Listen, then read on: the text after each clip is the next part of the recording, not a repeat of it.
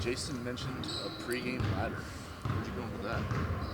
I mean, when you get close to the end, you can kind of see the light at the end of the tunnel, and I think it visually gives you an idea of how important all these games are, and how they can position you for Big East tournament and beyond. So, I've used it at times in the past, but we're nearing the end. When you start the approach for a rematch against a team that scored 99 on you in your own building, what's that film session like? I don't know. I've never done it before. That's a first. We'll see what happens today. Obviously I've been through the film several times right after the game, but really studied it the last couple days, and there was many possessions where Butler just really made really good plays, made what we would consider shots that we want them to take. Now the challenge for us is to eliminate some of the other ones. We fouled 2 3-point shooters. We got beat on a couple back cuts. We got refused on a couple screens. Those things can't happen. But it's a very talented team, as you can see by how competitive they've been in virtually every game. Like, how much does this team's maturity make it easier to keep them focused on this stretch to close the regular season? I mean, it makes it fun. Their approach has been unbelievably consistent, regardless of the situation, whether we're winning, losing, playing well, not playing well. They've come to practice every day really with the same attitude and approach, a desire to improve and grow and get better and hold each other accountable. So we've put ourselves in a good position as a result of that. Now we just have to try to finish the job.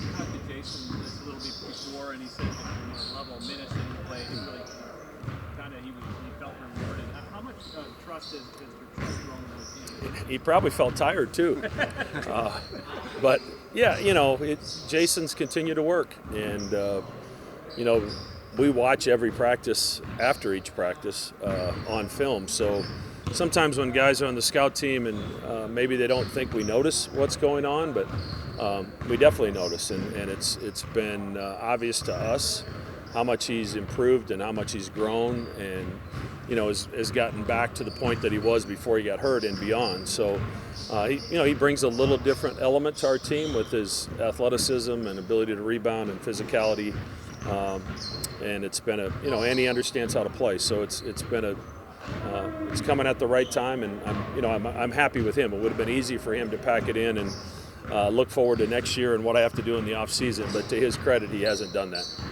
And you also mentioned, like the first game against Butler and how maybe this one stung and stuck around a little more than maybe other games may have been from game 1 to game 2. Yeah, I'm glad I'm not the only one that feels that way. I mean, it stings to have such a good offensive performance and not come away with a win. And watching it on film again, and I think I said it after the game, but if you didn't care who won, it was a heck of a basketball game to watch because there was a lot of great offensive plays, a lot of quick hitting plays, a lot of shot making, and you could see both teams' talent and their ability to make shots. So I think I'll have their attention, not only because of what transpired the first game, but this is an important game for us. We're in a situation now where we have 6 games left, 3 against teams on the road who are all fighting to get into the NCAA tournament. So they're going to have an NCAA tournament feel to them, and then 3 home games against the 3 teams in the league that are tied with us or ahead of us. So every game's going to be a very high-level game, and every possession's going to count. The film review on the Isaac, Jason, Baylor, Trey Bello lineup. I know it was only 6 or 7 possessions, but how did you feel about it after we watched it? Yeah, I mean they did a good job. I mean, obviously they're Bello does a lot for us, and it's nice to have him on the floor when you have a couple freshmen out there because of his experience and understanding of the game. They both, Isaac's gradually adjusting to kind of the role we're having him play right now, and obviously Jason has grabbed a hold of this new role and has done a great job with it.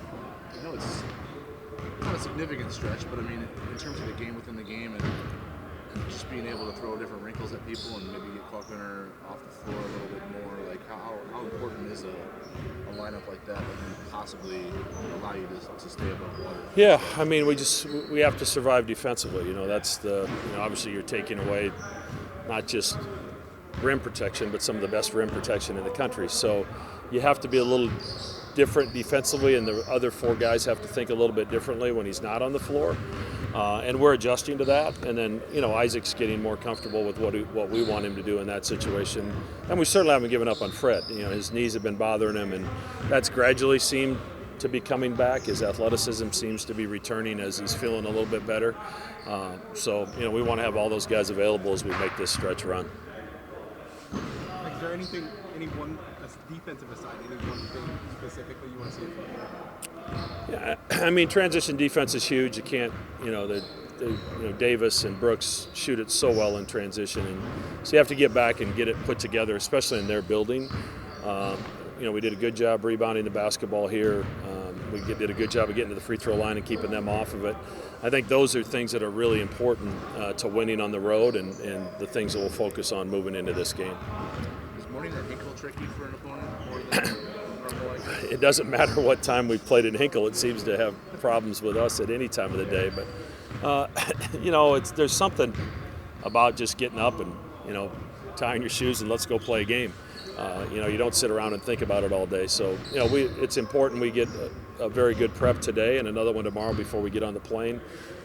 Without a shoot around, it's just a little bit different in terms of your preparation. Thank you. Thanks.